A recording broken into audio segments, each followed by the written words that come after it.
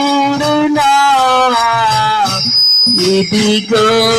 నా స్తుతుల సింహాసనం కృపామయుడా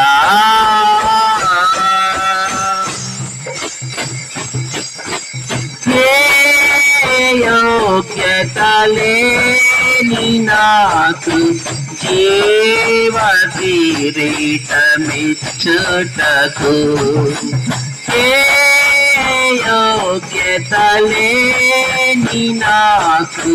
జీవ కిరీటమిచ్చుటకు నీ కృపణను వీడకా నీ కృపణను వీడకా శాశ్వత కృపగా మార్చెను